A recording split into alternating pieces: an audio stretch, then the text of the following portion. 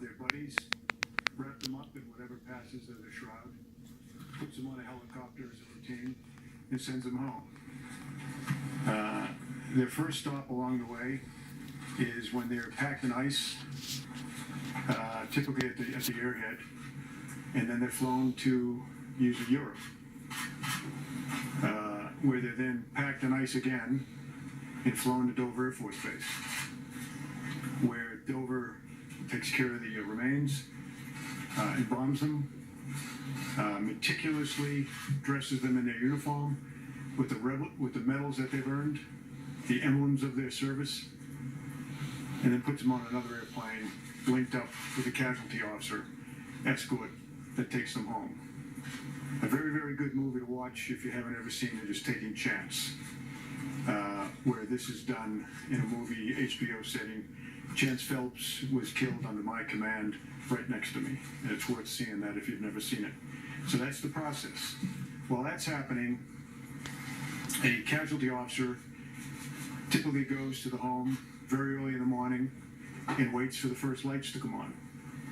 And then he knocks on the door. Typically the mom and dad will answer, wife. And if there is a wife, this is happening in 2 different places. If the parents are divorced, 3 different places. And the casualty officer proceeds to break the heart of a family member and stays with that family until, for a long, long time, even after the internment. So that's what happens. Who are these young men and women? They are the best 1% this country produces. Most of you, as Americans, don't know them. Many of you don't know anyone who knows any one of them. But they are the very best this country produces.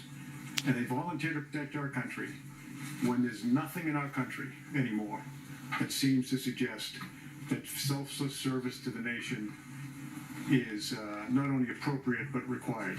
But that's all right. Who writes letters to the families?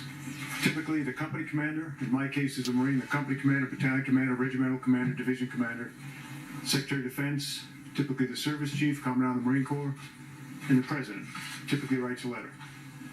Typically the only phone calls a family receives are the most important phone calls they can imagine, and that is from their buddies. In my case, hours after my son was killed, his friends were calling us from Afghanistan, telling us what a great guy he was. Those are the only phone calls that really matter. And yeah, the letters count to a degree, but there's not much that really can take the edge off what a family member's going through. So some presidents have elected to call. All presidents, I believe, have elected to send letters. If you elect to call a family like this, it is about the most difficult thing you could imagine. There's no perfect way to make that phone call. When I took this job and talked to President Trump about how to do it, my first recommendation was he not do it. Because it's not the phone call that parents, family members are looking forward to. It's nice to do, in my opinion, in any event. He asked me about previous presidents, and I said I can tell you that President Obama, who was my commander-in-chief when I was on active duty, did not call my family. That was not a criticism. That was just to simply say, I don't believe President Obama called. That's not a negative thing. I don't believe President Bush called in all cases. I don't believe any president, particularly when the casualty rates are very, very high, that presidents call. But I believe they're all right. So when I gave that explanation to our president 3 days ago, he elected to make phone calls in the case of the 4 young men who we lost in Niger at the earlier part of this month.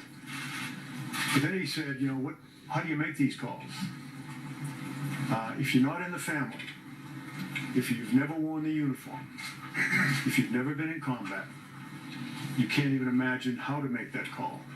But I think he very bravely does make those calls. The call in question that he made yesterday, day before yesterday now, were to 4 family members, the 4 fallen. And remember, there's a next of kin designated by the individual. If he's married, that's typically the spouse. If he's not married, that's typically the parents, unless the parents are divorced. And then he selects one of them. If he didn't get along with his parents, he'll select a sibling. But the point is, the phone call is made to the next of kin only if the next of kin agrees to take the phone call. Sometimes they don't. So a pre-call is made. The President of the United States or the Commandant of the Marine Corps or someone would like to call. Will you accept the call? And typically they all accept the call. So he called 4 people the other day and expressed his condolences in the best way that he could. And he said to me, what do I say? I said to him, sir, there's nothing you can do to lighten the burden on these families. But let me tell you what I tell them. Let me tell you what my best friend, Joe Dunford, told me, because he was my casualty officer. He said, Kel, he was doing exactly what he wanted to do when he was killed. He knew what he was getting into by joining that 1%. He knew what the possibilities were because we're at war. And when he died, in the 4 cases we're talking about, and I assure my son's case in Afghanistan, when he died, he was surrounded by the best men on this earth, his friends. That's what the president tried to say to 4 families the other day.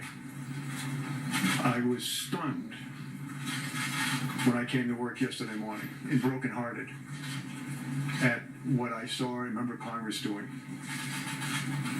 A member of Congress who listened in on a phone call from the President of the United States to a young wife, and in his way tried to express that opinion.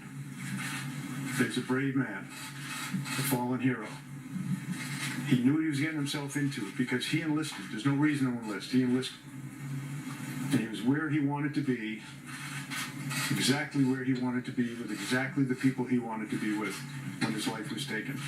That was the message. That was the message that was transmitted.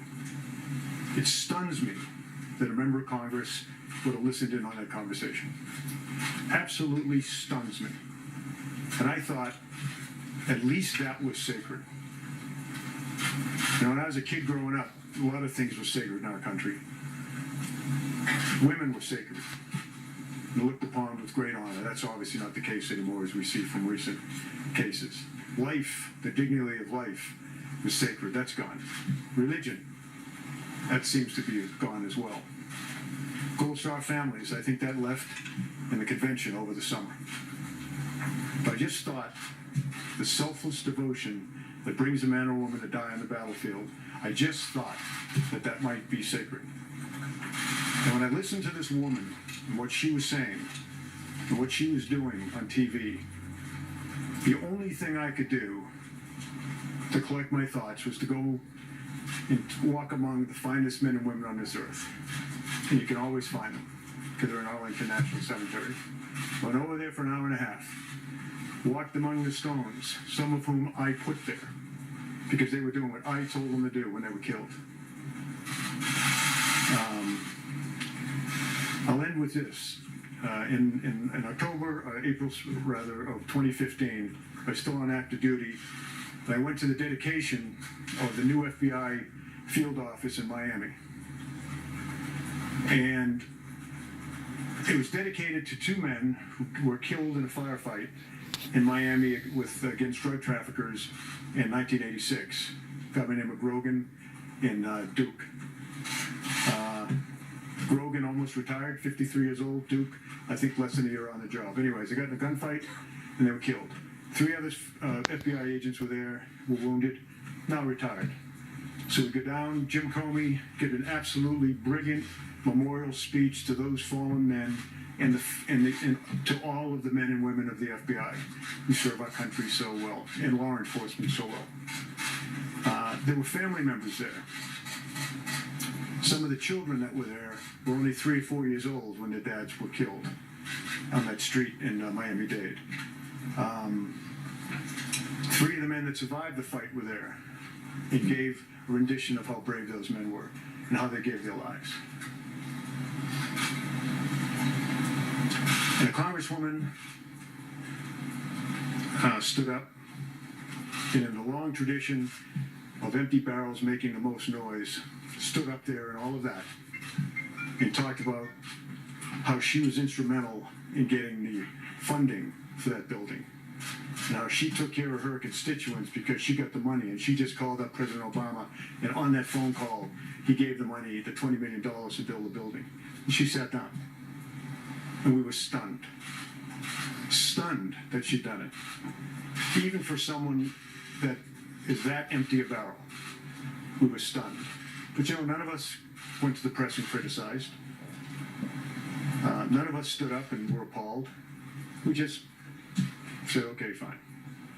So I still hope, as you write your stories, and I appeal to America, that let's not let this maybe last thing that's held sacred in our society. A young man, young woman going out and giving his or her life for our country. Let's try to somehow keep that sacred. But it eroded a great deal yesterday by the selfish behavior of a member of Congress. So I'm willing to take a question or two on this topic. But let me ask you this. Is anyone here a Gold Star parent or sibling? Does anyone here know a Gold Star parent or sibling? Okay, you get the question. Thank you, General Kelly. First of all, you have a great deal of respect, Semper Fi, for everything that you've ever done. But if we could take this a bit further, why were they in Niger? What was, we were told they weren't in armored vehicles and there was no air cover. So what are the specifics about this particular incident, and why were we there? And why are we there? Well, I would start by saying there is an investigation. They're there working with partners, local Africa, all across Africa in this case, Niger, working with partners, teaching them how to be better soldiers, teaching them how to respect human rights, teaching them how to fight ISIS, so that we don't have to send our soldiers and Marines there in their thousands. I mean, what the hell is my son doing back in the fight? He's back in the fight because working with Iraqi soldiers who are infinitely better than they were a few years ago to take ISIS on directly so that we don't have to do it. Small numbers of Marines where he is, working alongside those guys. That's why they're out there, whether it's Niger, Iraq, or whatever. We don't want to send tens of thousands of American soldiers and Marines in particular to go fight. As I walk off the stage, understand there's tens of thousands of American kids, mostly, doing the nation's bidding all around the world. They don't have to be in uniform. You know, when I was a kid, every man in my life was a veteran. World War II, Korea, and there was the draft. These young people today, they don't do it for any other reason than their selfless sense of selfless devotion to this great nation. We don't look down upon those of you that haven't served. In fact, in a way, we're a little bit sorry, because you'll never have experienced the wonderful joy you get in your heart when you do the kind of things our servicemen and women do. Not for any other reason than they love this country. So just think of that, and I do appreciate your time. General